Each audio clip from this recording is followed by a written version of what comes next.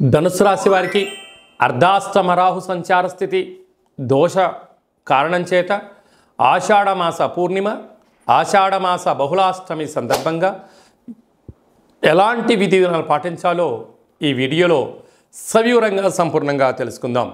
ధనుసు రాశిలో ఏ ఏ నక్షత్రాలు వస్తాయనగా పూర్వాషాఢ నక్షత్రంలోని 4 పాదాలు, మూలా నక్షత్రంలోని 4 పాదాలు, ఉత్తరాషాఢ నక్షత్రంలోని 1 పాదం కలిపితే ధనుసు రాశి అవడం జరుగుతుంది.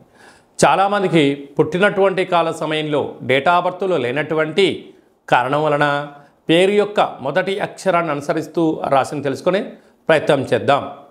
ఏ, యో, బా, బి, బు, ధా, బా, డా, బే అక్షరాల వారందరూ కూడా ధనుసు రాశి జాతకులే. ధనుసు రాశి యొక్క అధిపతి దేవగురు బృహస్పతి.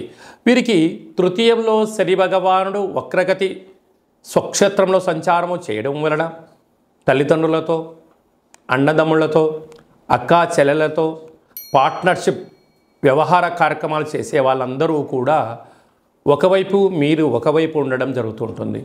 ఎప్పుడూ కూడా మీ ఎదుగుదల కన్నా మీ యొక్క ధనం, మీ యొక్క ఆనందం మా సొంతం చేసుకోవాలని చెప్పి ఎప్పుడు వాళ్ళు తాతహలాడుతూ ఉంటారు. కనుక వీలైనంత వరకు కూడా మీరు శత్రువులను పెంచుకునే ప్రయత్నం చేసే కన్నా, అంటే తేనె ఊసిన కత్తిలాంటి మాటలు ఎలా వింటున్నామని మీరు ఒక్కసారి తెలుసుకున్నట్లయితే మీరు వీలైనంత వరకు ప్రతిదాన్ని కూడా స్పందించకుండా చిరునవ్వుతో వాటిని కొట్టేసుకుంటూ వెళ్ళిపోతూ ఉండండి. మాట్లాడారనుకోండి, మీరు ఇది మాట్లాడారని చెప్పి మమ్మల్ని పాయింట్అవుట్ చేస్తారు. చిరునవ్వుతో నవ్వుతూ వెళ్ళిపోయారనుకోండి, అది ప్లస్ఓ మైనస్ఓ ఎదుటి వ్యక్తికి అర్థం అవ్వదు. క్యూరియాసిటీతో విజయం మీ సొంతం అవుతుందని చెప్పి మీరు గమనించాలి.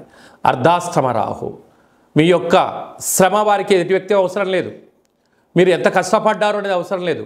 ఫైనల్గా శ్రమ మీది, ఫలితం పక్కవాడిది అన్న పరిస్థితి ఉంటుంది. ఎవరో కాదు, మీ ఇంట్లో బంధువులే, మీ స్నేహితులే, మీ సన్నిహితులే.